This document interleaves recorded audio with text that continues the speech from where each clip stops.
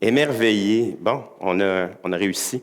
Euh, L'émerveillement, pour moi, fait partie de quelque chose qui est hyper important dans ma démarche créative.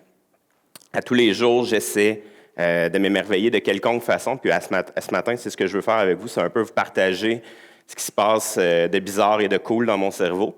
Puis pour ça, j'ai des magnifiques slides. Bizarrement, j'entends souvent que c'est pas facile de s'émerveiller. J'ai l'impression, puis c'est une opinion, ça vaut ce que ça vaut, qu'il y a beaucoup de gens qui passent beaucoup trop de temps à regarder ce qui est à la télé, ce qui est dans les journaux, ce qui est sur les réseaux sociaux. Puis malheureusement, qu'est-ce que la cote souvent, c'est beaucoup plus des trucs négatifs ou un petit peu dépourvus de sens, comme quelqu'un qui se garoche en bas d'un toit, puis tout le monde trouve ça drôle. C'est comme la tribune. Et malheureusement, il manque de trucs vraiment. Une madame qui a vécu le cancer par telle façon. On a moins ce genre de type d'informations-là. Donc, c'est pour ça que je trouve que c'est un peu dommage que la technologie et tous les médias un peu aient une empreinte sur notre émerveillement puis nous condamnent un peu à recevoir plus d'informations négatives que de positives.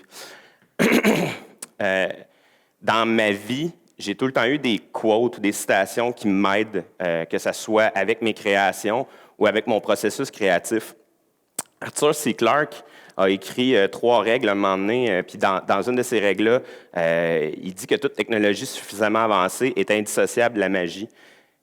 Puis c'est ça qui est drôle, c'est tantôt je vous parlais que la technologie nous amène des trucs qui sont négatifs, mais en réalité, on est dans la meilleure époque pour créer de l'émerveillement. On a les moyens technologiques, on a des objets connectés, on est capable avec des lunettes de superposer des boules de feu. On est rendu là et on est quand même un peu réfractaire à aller là. De certaines façons, les institutions sont quand même très conformistes et on essaie d'innover, mais pas trop, ou pour pas choquer les gens, pour pas déstabiliser. Puis selon moi, l'émerveillement, il faut se déstabiliser. Il faut aller vers des choses qu'on n'a jamais été. Il faut aller cogner à des portes qui nous étaient inconnues.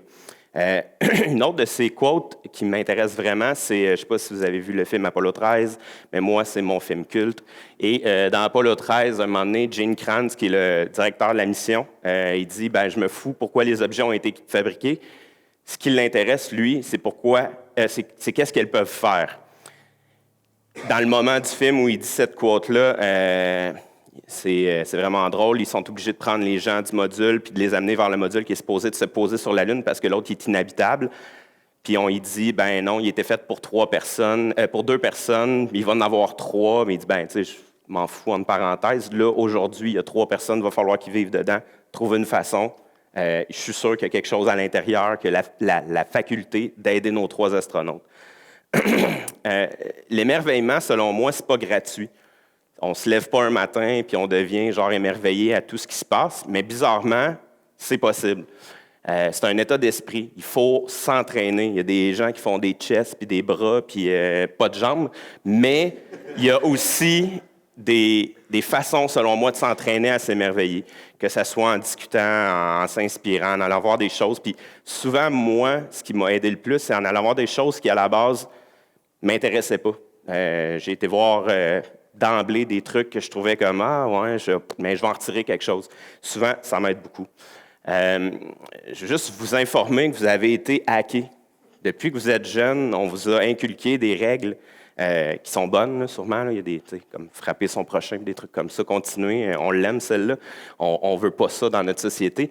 Mais notre façon de penser a quand même été programmée par notre culture, les essais qu'on a lus, les livres qu'on a lus, les vidéos, les films, etc. Les gens qui nous entourent. Pour l'émerveillement, selon moi, ce qui est intéressant, c'est d'essayer de se déprogrammer, d'essayer de ne pas suivre nécessairement ce qui nous a été inculqué, puis d'aller justement à la place qu'on nous interdisait d'aller. On parle souvent des rebelles, on parle des misfits. En création, souvent, ces gens-là sont des gens très forts, justement parce qu'ils se permettent d'aller à des places que la majorité des gens font comme « Non, on a décidé depuis le temps qu'on ne le faisait pas de cette façon. On va continuer à le faire de cette façon-là. Non, moi, je crois qu'il y a de quoi d'intéressant à gauche. Il va à gauche, puis il fait de quoi? Fait que déprogrammez-vous.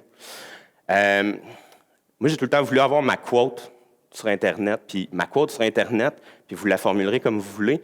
Mais moi, tôt le matin, je choisis d'être créatif. Tout de suite, quand je mets mes bas, je mets tout le temps des bas pas de la même couleur. Ça peut paraître un geste hyper anodin, mais puis c'est vrai, là, regardez, là, j'ai vraiment 2 bas pas de la même couleur, puis c'est pas un addon, là, c'est vrai. En fait, pour moi, c'est la meilleure façon de commencer ma journée. Tout de suite, en commençant, je me dis, puis c'est un geste qui est anodin, mais c'est tout de suite, je vais être créatif en me levant le matin. Je mets des bottes pas la même couleur. C'est une règle qui est établie, puis moi, putain, la règle. Voilà. En processus de création, l'émerveillement est hyper important. Si on ne s'émerveille pas, on ne peut pas aller innover, on ne peut pas aller toucher quelque chose que les gens vont faire comme « Oh my God, j'aurais jamais pensé ». Une des façons d'y arriver, moi je trouve que la conversation est super importante.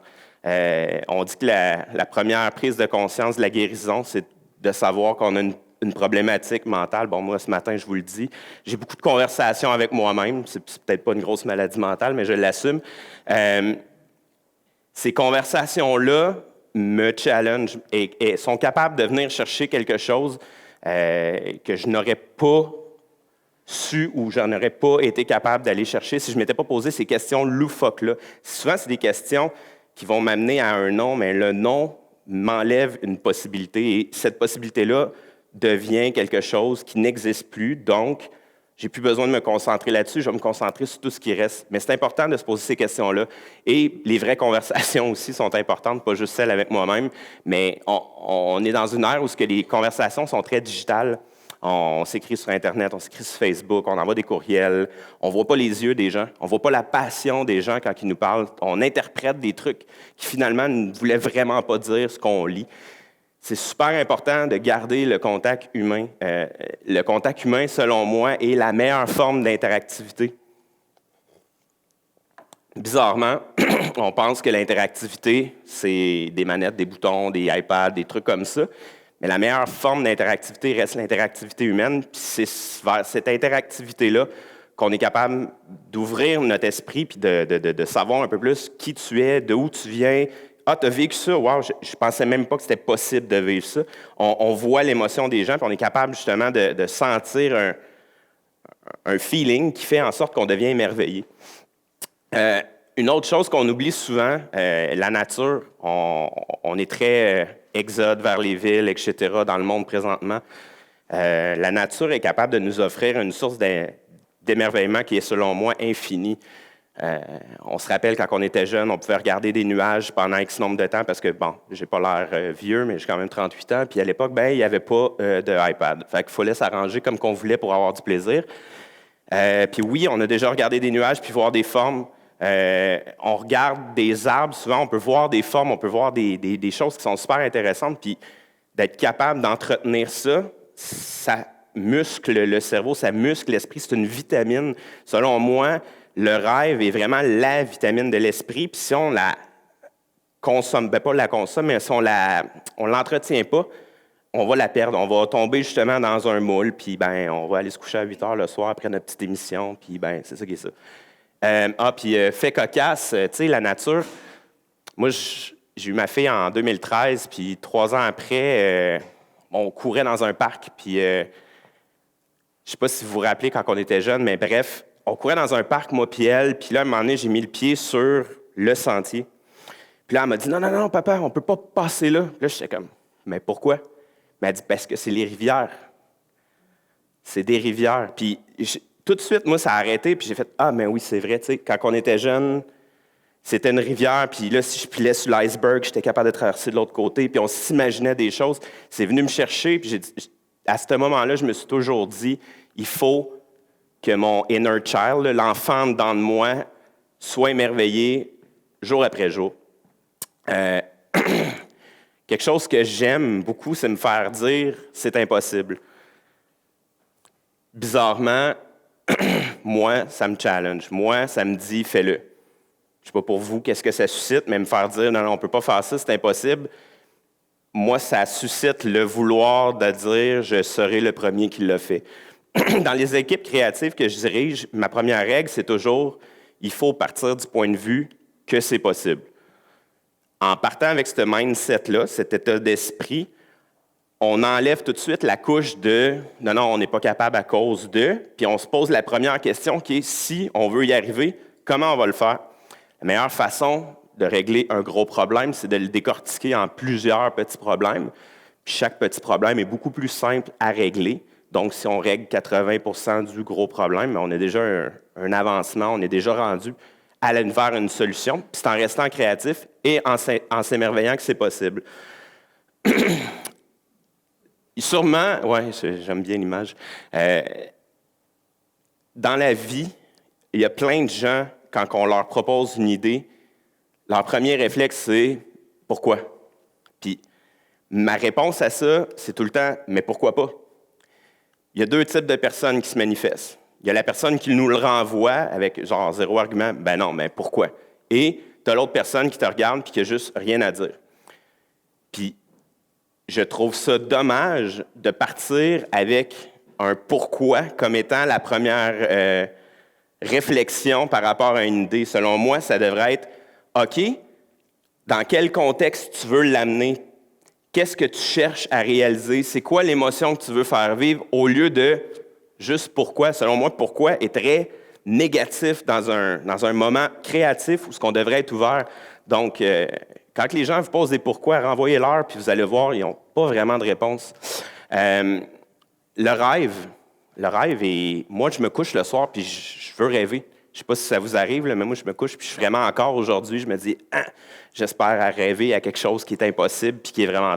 C'est une source infinie d'émerveillement, le rêve, puis souvent, dans le rêve, on est capable après de recréer un moment ou recréer quelque chose qui est réel, mais dépourvu de sens, mais qui va créer de l'émerveillement pour d'autres. Donc, le rêve est une source d'inspiration, selon moi, pour être capable, justement, d'émerveiller les gens. Dans mon travail, c'est ce que je cherche à faire. Ce que je cherche à faire, c'est de faire en sorte qu'un public vienne voir mes trucs puis se dise « Oh my God, quel capoté » ou « à quoi qu'il a pensé », puis qu'en même temps, il voit ça puis qu'il est juste sans mots puis qu'il essaie de se l'expliquer.